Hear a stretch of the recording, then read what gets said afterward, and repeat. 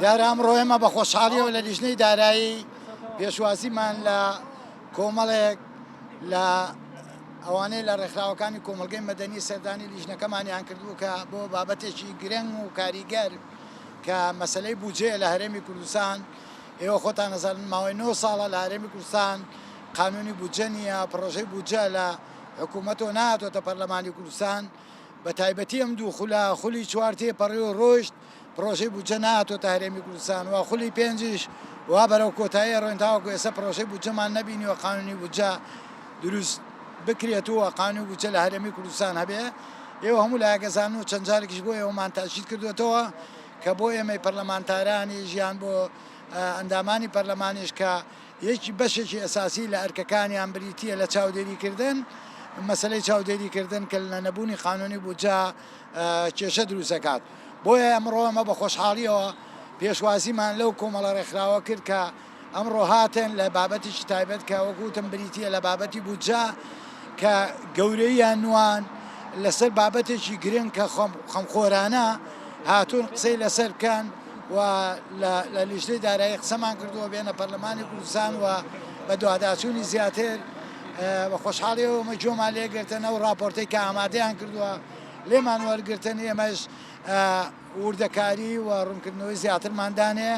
بۆی کە بە هەموو لایەکمان هەوڵ بین کە حکوومەتی هەرێمی کوردستان پرۆژەی بودجە بنێرێتە پەرلەمانی کوردستان و هەرێمی کوردستان بێتە خاوەنی بودجە و ئەو ناشەفافەتی کە ئێستا باسەکرێ بەهۆی نەبوونی قانونی بودجە ئەو نەعەدالەتی کە باسەکرێ بەهۆی نابوونی قانونی بودجەیە ومێ دەکەین لە داهاتوو هەرێمی کوردستان بتوانێت بە هیمەتی هەموو لایەک بە تایبەتی ڕێکخراوەکانی کۆمەلگەی مەدەنی کە لە هەموو مەجالێکا ڕۆڵ و کاریگەری خۆیانیان هەیە لە مەسلەی دیموکراسیەت و گەشەکردنی دیموکراسیەت ڕۆڵ و کاریگەریان هەیە و هەموو لایەنەکانی ژیان لە هەرێمی کوردستانە ئەوان قسەیان هەیە و کاریگەریان هەیە باشتر بێنە سەر خەت و لەگەڵمان و ئامادەین هەموو کاتێک بۆ دانیشتون و گفتوگۆکردن دووبارەیەکەمەوە و بە ناوی لیژنەی داراییەوە زۆر بە خێراتنیانەکەین ئەمڕۆ گەورەیان کردین هاتبوون ومێ دەکەین کە لە داهاتووە بتوانین کاریگەریمان هەبێت لە هاتنی پرۆژەی بودجە بۆ پەرلەمانی کوردستان و قانونی بودجە لە هەرێمی کوردستان هەبێ. دووبارە دەستخۆشی لێوەکەم دووبارە بە خێراتنیان. بەڕێزان ئێمە وەک گروپێک کە نوێنەرایەتی 84 ڕێکخرا و کەسایەتی لە پارێزگاکانی سولێمانی و هەولێر و هەڵەبجە و دهۆک دەکات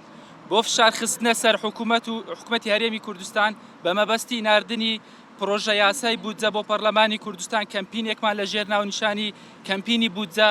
لە هەمووانەوە بۆ هەمووان ڕاگەیاندەوە. لە ماوەی ڕابردوو لە پارێزگاکان چەندی چاڵاکی جۆرا و جۆرمان ئەنجام داوە. ئەمڕۆژ بۆ مەبەستی لەگەڵ وەزارەتی دارایی و پەرلەمانی کوردستان کۆبوونەوەمان ئەنجامدا. بە بڕوای ئێمە نەبوونی بودجە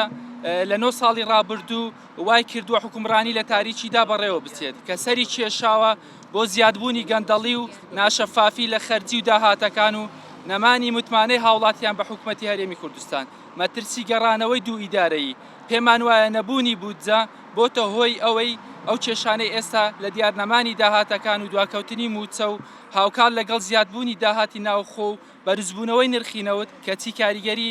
ئەو تۆی لە سەرداهاتی گشتی نەبووە کە ببێتە هۆی چارەسەری قەیرانە داراییە کەڵەکە بۆکان بە جۆرێک هەرێمی کوردستان بکاتە خاوەنی یەک گەنجینە یا سندوقی گشتی داهاتەکانی بۆ بگەڕێتەوە لەوێەوە جارێکی تر لە ژێر چاودێری پەرلەمانی کوردستان دابەش بکرێتەوە. ئێستا پەرلەمانی کوردستان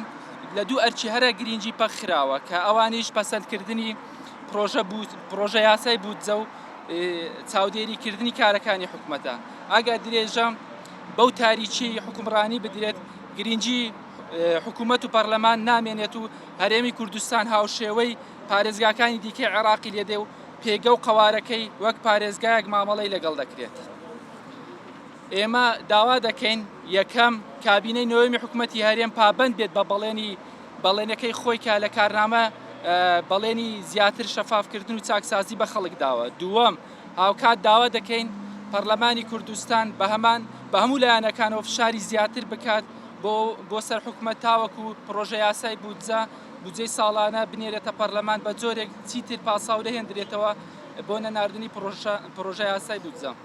سێیەم پێویستە چیتر کێشە داراییەکان لەگەڵ بەغدا و ناکۆچی سیاسی نەکرێتە پاساو بۆ پشتگوێ خستنی پرۆژە یاسای بودجە. چوارەم پێویستە هاوڵاتیان و ڕێکخراوەکانی کۆمەڵگەی مەدەنی بەشداری کارایان پێ بکرێت لە هەنگاوەکانی ئامادەکردنی پرۆژە یاسای بودجە و لە پێناو زیاتر شەفافیەت و بەشداری گشتی لە داڕشتنی پلانی دارایی هەرێمی کوردستان.